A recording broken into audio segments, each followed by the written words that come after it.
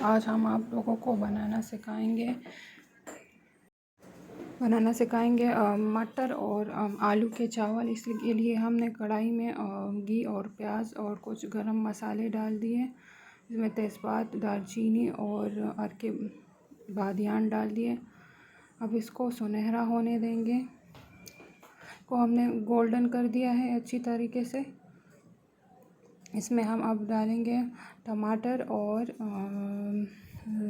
Green chilli और साथ में लहसुन अदरक का पेस्ट। इसको टमाटर को नरम हो गए हमारे टमाटर।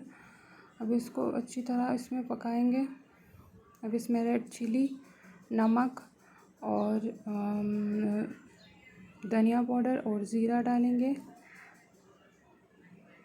इसको मिक्स करेंगे और इसमें थोड़ा सा पानी डाल के इसके ऊपर तो इसको अच्छी तरह पकाएंगे। इसमें अब हम आलू और गाजर और मटर डालेंगे। अगर आपके पास गाजर हो तो डालें, अगर ना हो तो मत डालें। और थोड़ा सा शिमला मिर्च। अब इसको अच्छी तरह पकाएंगे। इसमें पानी डालेंगे अब हम और इसको के ऊपर ढक्कन रख के इसको बॉयल होने देंगे। हमारा पानी बॉयल हो चुका है। अब इसमें हम बासमती या जौन से भी चावल हो वो डालेंगे। मेरे पास बासमती है, वो मैंने डाल दिए। अब इसको मिक्स करेंगे। अब इसके ऊपर हम ढक्कन रखेंगे और 10 मिनट तक पकाएंगे।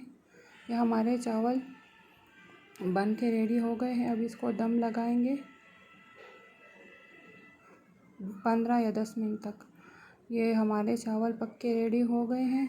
कुछ ही मसालों में बनने जाने वाले आसान और लजीज चावल आप लोग भी ट्राई करें और हमारे चैनल को सब्सक्राइब करना ना भूलें। और इसको अब हम डिश आउट करेंगे। इसको इस तरह भी खा सकते हैं या चटनी के साथ भी खा सकते हैं, लेकिन ये बहुत मज़े के बनते हैं। आप लोग भी ट्राई करें ये मसाले डाल के। और हमारे चैनल को सब्सक्राइब करना ना भूलें। Thanks for watching.